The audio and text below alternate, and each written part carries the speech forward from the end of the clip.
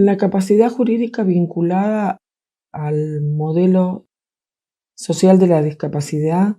y confrontándola con salud mental es realmente un desafío de armonización para los estados. En los distintos orígenes en que se proyectan cada uno de estos paradigmas ha tornado en una enorme división paradojal, contradictoria, en el tratamiento de las mismas personas que se encuentran con una condición de discapacidad psicosocial, en un caso, como es específicamente en el ámbito de la salud mental, o intelectual en otro caso. Este tratamiento tuvo que ver con el origen y con un condimento epistemológico, conceptual, respecto del mismo. Tener en cuenta que en 1946 aparece el primer organismo internacional en materia de salud, como es la OMS y OPS, y que ha incidido en los estados, y en el caso de América Latina y el Caribe, la OPS, en toda la región, respecto de las políticas públicas que se refieren a salud y específicamente a salud mental. Si contáramos los instrumentos, las declaraciones del Solov que tiene la salud mental, se podrían contar más de 179 instrumentos legales, algunos vinculantes, por lo tanto operativos, muchísimos de ellos, y otros programáticos, y aquellos que provienen del Solov que fueron adentrándose y convirtiéndose más tarde en un derecho vinculante. Y esto se ve específicamente con el proceso evolutivo de esta incidencia que se ha mantenido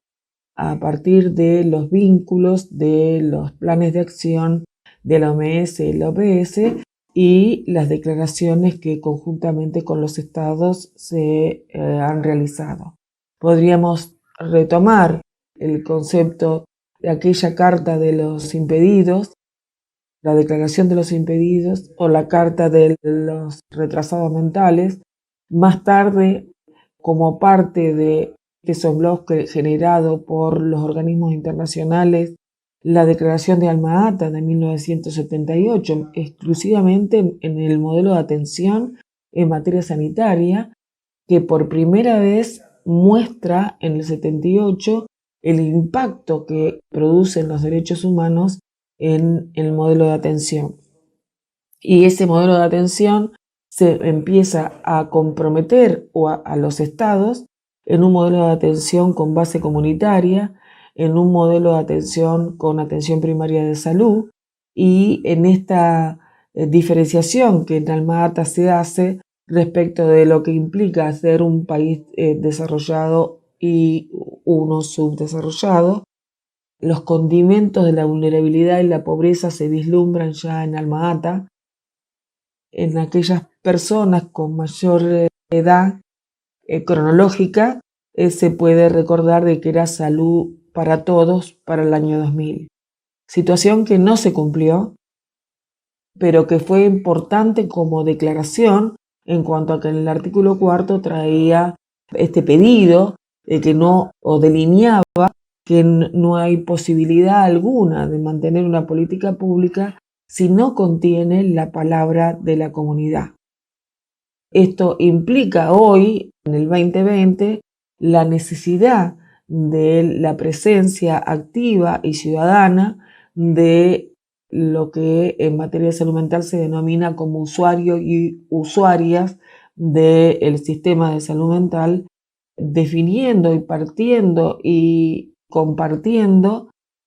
aquellas cuestiones que hacen al modelo de atención y al tratamiento y a las consecuencias de este tratamiento. A lo largo del tiempo, por distintas razones de los estados,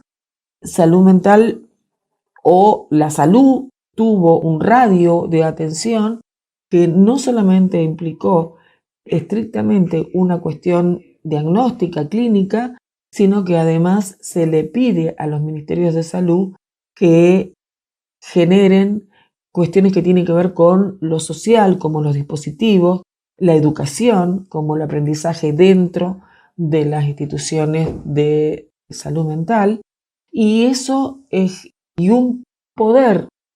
tácitamente delegado o no tan tácitamente, donde el diagnóstico de una persona marcó el derrotero de su vida, a tal punto que,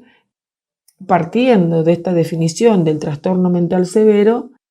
se denomina a las personas por un déficit, por una calificación que es estrictamente médica, como llamar a los esquizofrénicos, como llamar los bipolares o los hebefrénicos, o los síndromes de Down o los mogólicos, en todas las denominaciones que se le dan a las personas con una condición de discapacidad, ya sea psicosocial o intelectual. Y siguiendo esta línea que tiene como base a los derechos humanos y a este modelo entonces que necesariamente debe ser con abordaje comunitario y con atención primaria de salud, podemos pegar un salto porque hay muchísimas declaraciones, la declaración de Hawái del 72 y del 82, reformulada, que es un decálogo ético respecto de cómo abordar el tratamiento, y ahí ya en el 72 la Asociación Mundial de Psiquiatría refirió al consentimiento informado en materia de salud mental, cuestión que fue dejada absolutamente de lado por los países, convirtiendo a lo que después seguramente haremos mención al consentimiento informado en un instrumento de exención o exculpatorio de responsabilidad y no en un proceso ético, bioético de consentimiento informado donde juega su contenido, sus requisitos y es el brazo ejecutor en materia de lo que es salud mental de la capacidad jurídica en este momento. En 1990, del mismo modo, está la Declaración de Caracas. Y la Declaración de Caracas fue una bajada a nuestros países en relación a desarmar los panópticos, a desarmar un modelo de exclusión en el tratamiento que era mucho más que para el tratamiento, que era mucho más que sanitario, que era el desplazamiento de un colectivo no productivo para los estados y que en función del bien social debían de ser protegidos, entre comillas, en lugares específicos, reservados y establecidos por personal especializado. Y así emergen entonces de los hospitales especializados con la conformación que aún todavía se sigue sosteniendo y que cuesta tanto su transformación. En 1991, los 21 principios de Naciones Unidas para la protección del enfermo mental, se menciona la palabra enfermo mental, trajo otro simbionazo, uno así como Caracas en el modelo de atención. Caracas establece en el artículo 1 que el papel hegemónico que cumplen los hospitales psiquiátricos está demostrado que ha caído, dice el texto de la Declaración de Caracas, y establece que cualquier atención tiene que estar basada en los derechos de las personas, en el respeto a la integridad de la persona, a la autonomía de la persona y entre esos valores al contacto con la familia, a mantener sus vínculos, y esto implica en lo que hace al tratamiento específico el baluarte del consentimiento informado y de una atención descentralizada para el abordaje sanitario que implica la persona en la comunidad. O sea, establece este mínimo ético del que habla Dworkin respecto de la atención sanitaria y de la salud, entendiendo a la salud ya no como el mayor bienestar biopsicosocial, sino a la salud como el conjunto de libertades, y estas libertades ligadas a la accesibilidad, y esa accesibilidad ligada al derecho alimentario, el derecho al agua potable, el derecho a la medicación y convirtiendo entonces a la salud en accesible, asequible, posible, proporcional y humanitaria, entre otras características que tiene el derecho a la salud como tal. Esto uno puede abrevar en las observaciones del artículo 12 del Pacto de Derechos Económicos, Políticos y Culturales, que justamente establece el derecho a la salud, y de ahí la labor de los relatores y, por ejemplo, la observación número 14 de Paul Hahn en relación justamente al análisis de la política pública en materia sanitaria allá ya por el 2013. Sin embargo, y antes en el 2007 la anterior observación, la 9, y esto ha dado una incidencia muy importante respecto del modelo de abordaje. Ahora, en salud mental conjugaba un criterio estrictamente jurídico, y este modelo jurídico, este criterio médico-jurídico, no permitió el avance de la reformulación de las estructuras. Y entonces este modelo médico-jurídico impuso, por un lado, la persona como diagnóstico y por otro lado, el proceso de protección basado en la incapacidad, porque solo se ve el diagnóstico, no se ve la persona, una persona inefable, inacible, a la que nadie puede tener una determinación absoluta del alcance de su persona y de su personalidad y el derecho al desarrollo de esta personalidad, sino que esta protección implicó el alojamiento en lugares establecidos y la representación de esta persona para cualquier acto de la vida. Y así, desde el 700 a.C., en una conformación extraordinaria que hicieron los romanos con la curatela y la interdicción cobró la plenitud que todavía hoy te cuesta tanto erradicar en los países. En los 21 principios de Naciones Unidas, para los que veníamos de la defensa, fue sumamente importante porque era un instrumento que, si bien del soft law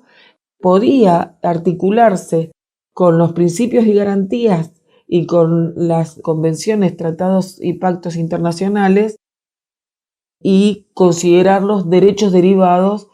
de este derecho vinculante en los países que habían ratificado estos instrumentos.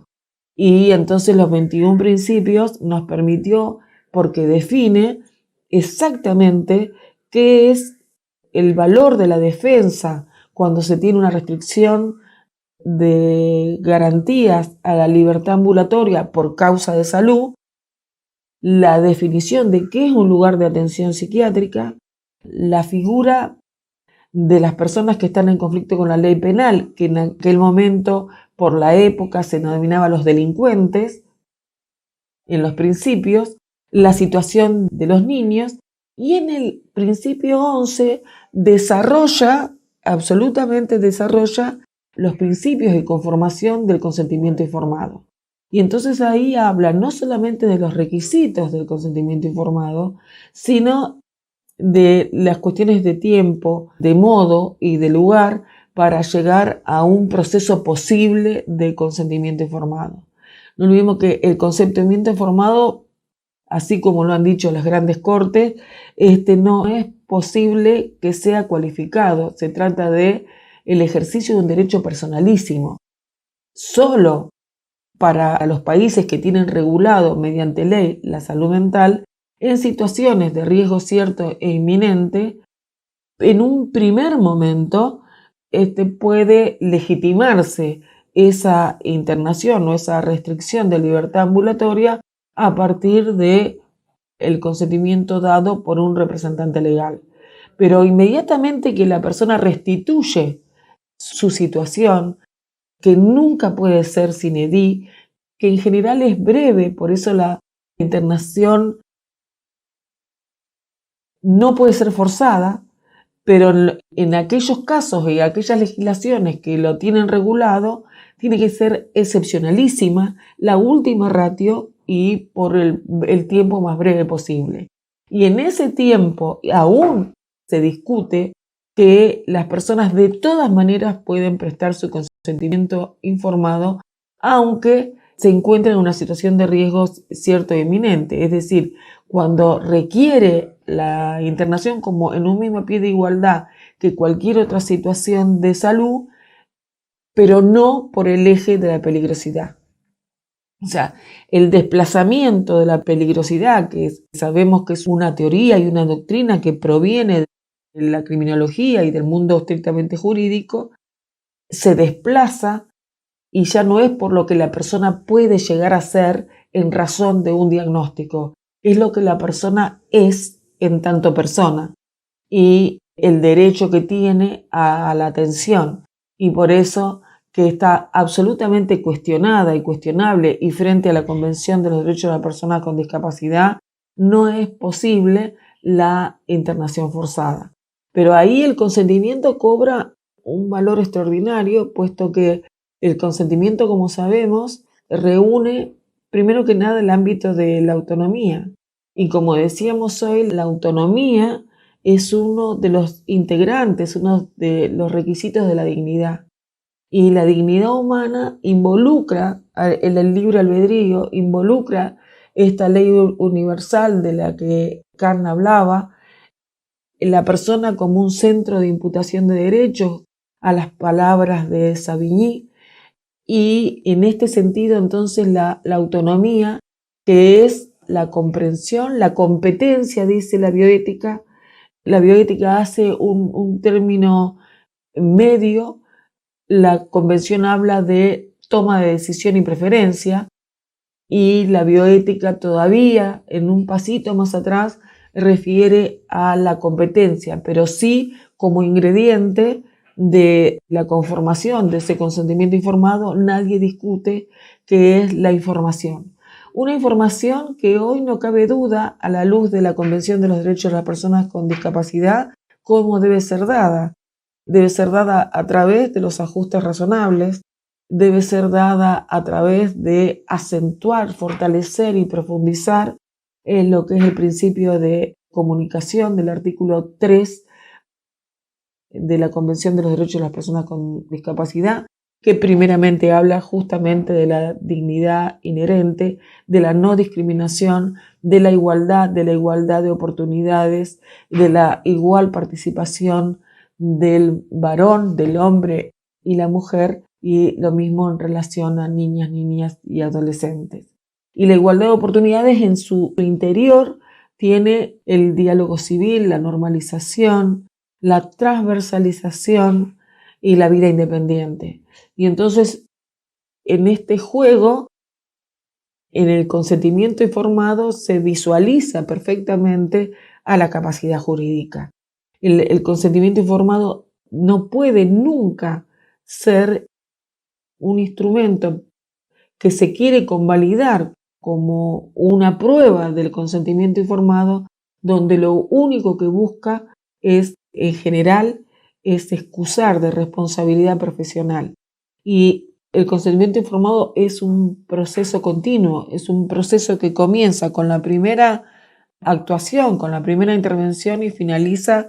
con la última, por lo tanto es dinámico, por lo tanto no puede encerrarse en un papel para crecer acreditado en un expediente. Por eso el control de legalidad que deban de hacerse en los procesos tiene que representar y tiene que estar plasmada esa construcción de la preferencia, si hablamos en términos de la Convención de los Derechos de la Persona con Discapacidad, esa expresión de la voluntad o de esta competencia donde la persona entiende, sabe, puede concluir que es parte de un tratamiento que le es propuesto. Situación que en general en ninguno de los países se nos da y del cual eventualmente podremos retomar antes de terminar con algunas situaciones analizadas por las Cortes en materia de consentimiento informado. Pero de los 21 principios de Naciones Unidas, entonces en este juego termina, para no hacer mención de todos los demás instrumentos, en el consenso de Panamá del 2010, donde específicamente se volvió a establecer que los hospitales psiquiátricos debían de eliminarse, de terminar su recorrido a partir del 2020. En Argentina esto ha provocado un impacto muy grande que ha llevado a la República Argentina a dar cuenta a la Comisión Interamericana de Derechos Humanos por la falta de implementación de su ley en estos términos de eliminación. Pero si esto no se acompaña con la eliminación de la interdicción, es imposible que las prácticas que tienen que ver con lo tutelar, que tienen que ver con una concepción del derecho a la salud absolutamente positivista, de causa-efecto, donde la persona está encorsetada en un diagnóstico, es casi de imposible cumplimiento. Entonces, por eso es que el Comité de los Derechos de las Personas con Discapacidad establece, primero que nada, una suposición de capacidad. La reforma al Código Civil argentino establece en uno de sus artículos que la capacidad general de ejercicio se presume aun cuando una persona se encuentre en un establecimiento asistencial. ¿Y cómo va a ingresar al establecimiento asistencial? Va a ingresar de la mano del consentimiento informado. Quiere decir que si la persona no presta el consentimiento informado, si ese consentimiento informado no es válido, existe una irregularidad y una arbitrariedad que compromete la internación en una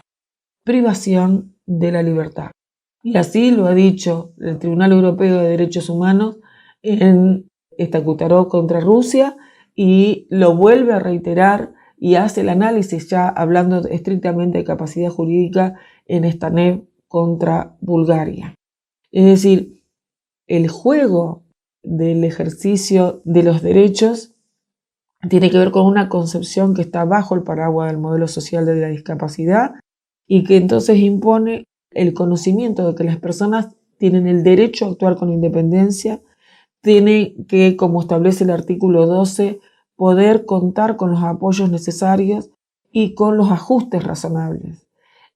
Uno de los fallos más conocidos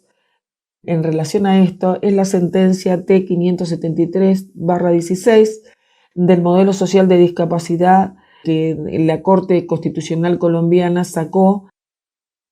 en ese año respecto de una joven de 15 años con una condición de discapacidad intelectual, una persona con la trisomía del par 21, que tenía a la quien se le había colocado un chip, un dispositivo SHADET anticonceptivo. Este dispositivo subdérmico le trajo una cantidad de efectos colaterales, de dolores de cabeza, de distintas descomposturas, distintas situaciones, que hizo que su madre solicitara, interpusiera un amparo, y en ese amparo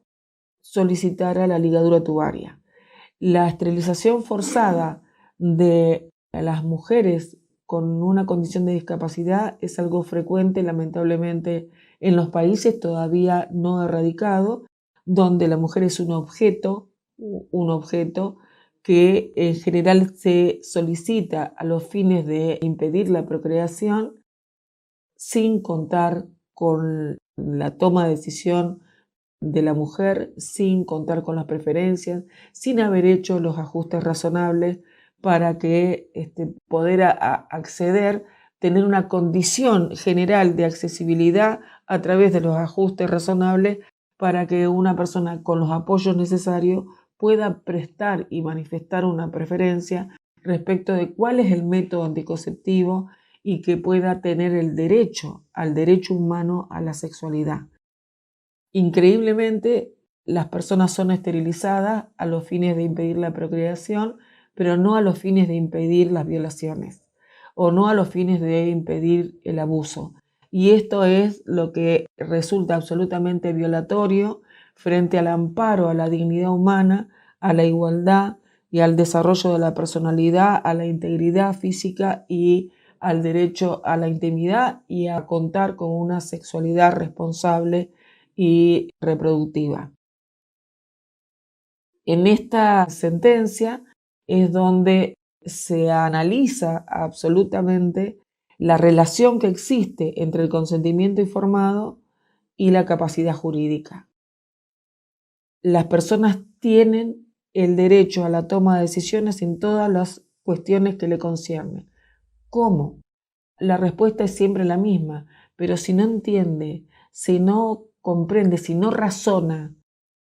y entonces es partir de un modelo y llegar a otro. Puede que una persona no tenga o tenga dificultades cognitivas, esto no se discute, y entonces es apartarse de un modelo cognitivo para tomar un modelo connativo, o sea, un modelo a partir de lo motivacional, un modelo que ha sido trabajado, escrito por varios autores de otras disciplinas, Roger entre lo que es la psicología transpersonal, por ejemplo, y otros autores en relación a esta posibilidad, a este valor connativo que tiene la vida, que implica la manifestación de una preferencia. Y si aún así no alcanzase, entonces generar un sistema de apoyos que no es el que va a tomar la decisión. Hay una confusión con el sistema de apoyos entre quien facilita el apoyo y lo que el apoyo es. El apoyo es ese impacto, es lo que requiere una persona para poder tener una manifestación. ¿Y qué lugar ocupan acá los ajustes razonables? Entonces, uno podría pensar ya en los fallos que han sido dictados en el 2016, 2018, en CAM contra Turquía y en Guberina contra Croacia, por ejemplo, en donde en un caso fue sancionado el Estado por discriminación y en el otro caso por no realizar los ajustes razonables. Los ajustes razonables tienen una esencia estrictamente judicial y provienen de la teoría del acomodo, es decir, ubicar, acomodar aquellas situaciones en las que se excluye, se menoscaba la dignidad inherente de una persona con una condición de discapacidad por motivo de discapacidad. En este momento estamos atravesando una pandemia en la que se genera un estado de excepción. En ese estado de excepción estamos todos y todas, también las personas con discapacidad, lo que por un lado hay un refuerzo y por otro lado una situación de estar en un mismo pie de igualdad en cuanto a que las personas también tienen que estar en un aislamiento social y preventivo, pero no por motivo de discapacidad. Y esta es la confusión que muchas veces se presenta entre lo que es la capacidad jurídica en términos de la salud mental. En la salud mental sigue predominando, aun cuando se habla del derecho a la no discriminación, se mencionan incluso los apoyos, las leyes más avanzadas como la Ley Peruana de Salud Mental, la reciente Ley Peruana de Salud Mental o la Ley Argentina de Salud Mental, que tiene un decálogo del sistema de derechos humanos en su artículo 7, que parte de la presunción de capacidad, se choca contra las prácticas y las estructuras porque no se han hecho los ajustes razonables. O sea, el ajuste razonable tiene que ver con revisar y hacer los acomodos que no provoquen una desproporción o una carga indebida para quien lo tiene que prestar, pero que ponga en un mismo pie de igualdad a las personas frente a la accesibilidad que tienen al disfrute de un derecho. La accesibilidad es el principio mayor, es la llave por la cual todos los otros derechos se van a visibilizar. Y esto en materia de salud mental, si se somete al diagnóstico, las personas no tienen oportunidad, no tienen salida. Y en materia de lo que es el ejercicio de derechos personalísimos, como tales, ¿no? como derechos que no pueden escapar, que no son patrimoniales, que son intuite persona, que tienen esta esencia de que únicamente la persona es la que puede tomar una decisión y que no admite un consentimiento informado cualificado. Por ejemplo, países como Colombia, cuando mantenían todavía la interdicción, sostenían que en función del ejercicio de un derecho personalísimo se rechazara cualquier demanda de amparo para obtener la esterilización forzada de una mujer. También en ese país hay un ajuste razonable que se hizo en lo que es el sistema de salud en derechos sexuales y reproductivos, generando un instrumento de apoyo que le permite a las personas, a las mujeres, la toma de una decisión respecto de cuál es el mejor método y cuál es el mejor abordaje para su sexualidad, entendiendo la sexualidad en el sentido más pleno que éste como derecho humano tiene. En un caso que tuvimos acá en Argentina y que el lugar al que represento intervinimos, se dio con un gráfico de lo que es el concepto más bioético del consentimiento informado y como brazo ejecutor de la capacidad jurídica y el contenido del derecho de lo que significa ser persona. Sucedió con un médico de profesión que tuvo un accidente y quedó en un estado de semi-inconsciencia. Sería largo de discutir ahí y de poder analizar qué pasa en esos supuestos frente al artículo 12 de la Convención en relación a la toma de decisiones y en relación a los apoyos cuando la persona ya no puede interactuar con el entorno ni con las barreras, ni los sistemas de apoyo pueden dar resultado. En este supuesto, la persona en un estado de semi-inconsciencia, su cónyuge se habilita como curadora y posteriormente con la reforma de eliminación de la interdicción en el Estado argentino, solicita la revisión de la sentencia y continúa en una única excepción que hay, que es justamente para este caso, que tiene una historia que, como cuando se discutió el Código Civil y Comercial de la Nación, había un cantante muy famoso que estaba en estado de coma y entonces todo giraba en relación a cómo iba a poder otorgarse la capacidad jurídica plena, o sea, el derecho universal a la capacidad jurídica, eliminando esta construcción binaria de siglos y siglos frente a una persona que estaba en estado de coma.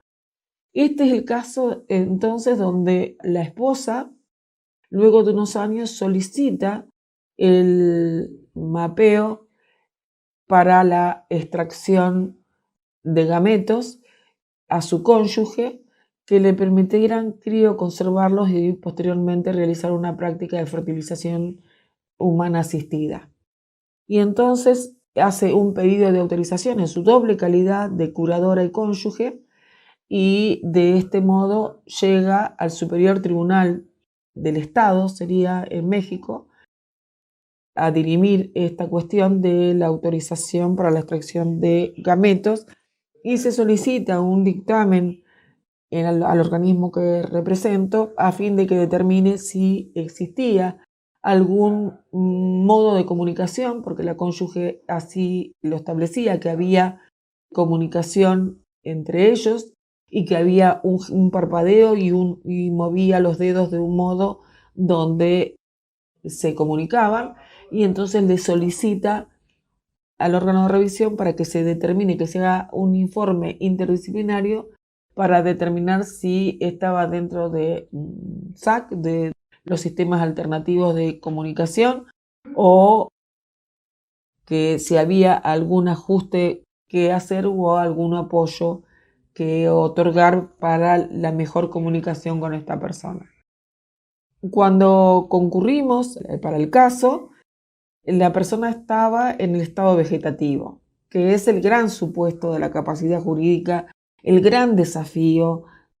de la construcción de una capacidad jurídica no binaria y universal.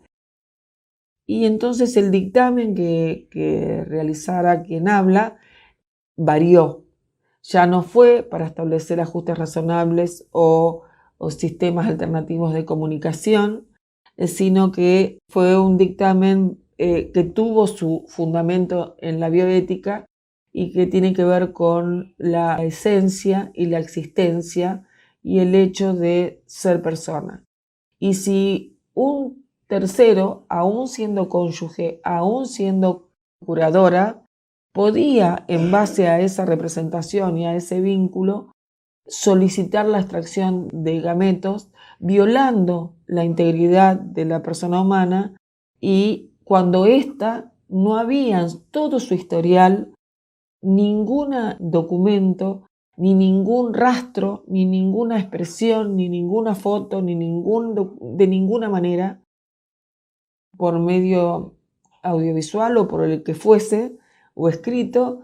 que hubiera proyectado que efectivamente su decisión, su deseo, su preferencia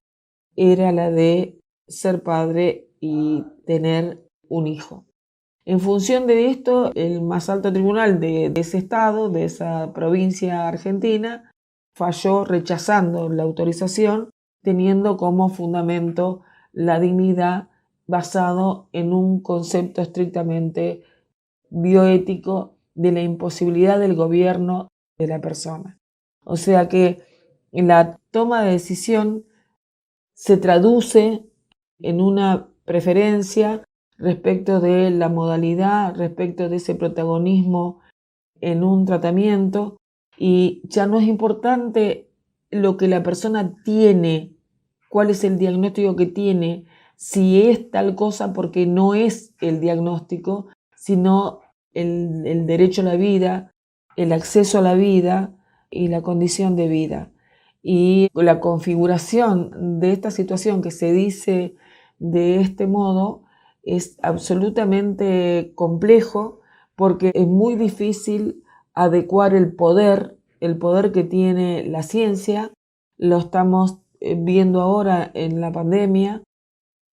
cuando todo está focalizado sobre lo que la ciencia dice, los infectólogos establecen respecto de la actuación que debe tener la sociedad a través del bien común de toda una sociedad, y las restricciones a los derechos que estamos sufriendo todas las personas. Pero en esto es muy importante la conceptualización, porque, por ejemplo, en personas mayores se tiene un concepto de viejismo donde la persona mayor de 60 años o la persona mayor de 70 años no se entiende que por propia naturaleza, por propia situación de vida, requiere de otros para la toma de decisiones. Entonces se parte de violando lo que es la Convención de OEA de personas mayores, rompiendo el eje de una vida proactiva, de la toma de decisión, de tener una restricción no basada en una franja etaria, simplemente por una cuestión estrictamente biológica, porque otra vez no se aprecia lo indescindible, lo inasible de la configuración de la condición de persona. El ejercicio en el maternaje, en el consentimiento informado para la adopción, por ejemplo, se han llegado a extremos donde representantes legales, curadores, han dado la conformidad para la entrega de un hijo en adopción sin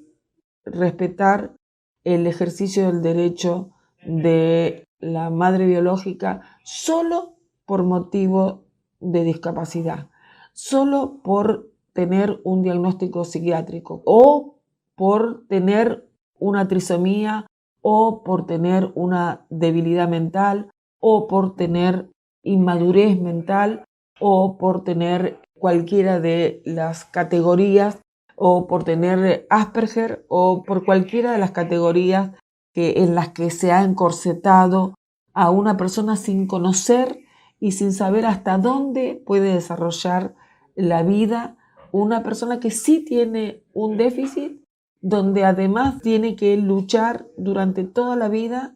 frente al sometimiento de barreras que lo cosifican o la colocan en un estado de niñez permanente donde no es válida ni su palabra ni su preferencia. En este sentido, hemos elaborado una recomendación de maternaje, que es el derecho a la maternidad y al maternaje de las mujeres que se encuentran institucionalizadas, en las que, por lo menos en mi país, y estamos trabajando mucho para que el diagnóstico, la institucionalización y la maternidad no sean una misma cosa. Y si el consentimiento informado de esa mujer se pueda prestar desde el mismo momento en que se conoce que ha quedado embarazada,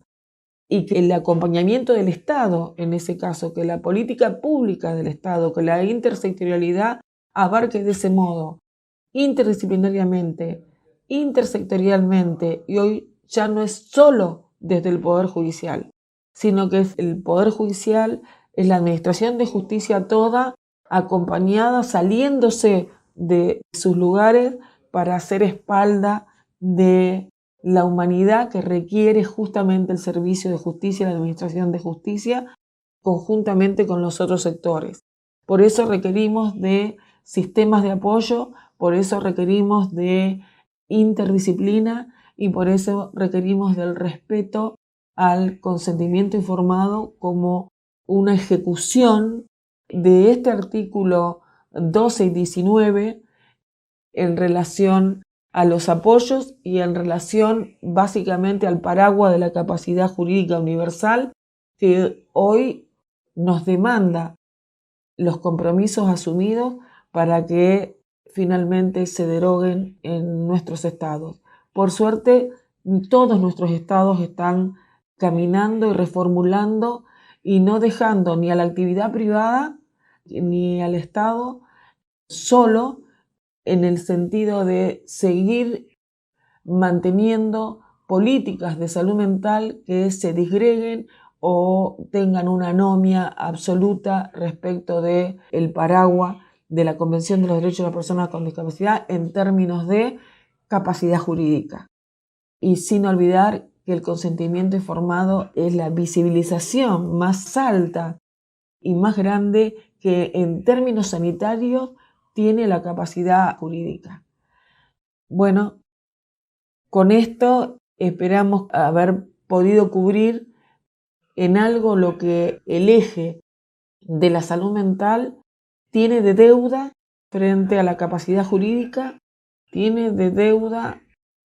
en relación a las personas y a los miles y miles de personas que todavía se encuentran en hogares o en instituciones sin el ejercicio del control de legalidad, sin la garantía debida aún por una conceptualización que está basada exclusivamente en los diagnósticos y en una protección que hemos malentendido y hemos dejado de lado al desplazar este concepto, poniendo a las personas como protagonistas de su vida y escuchando y otorgando y eliminando las barreras para poder dar cuenta de sus preferencias. Muchas gracias.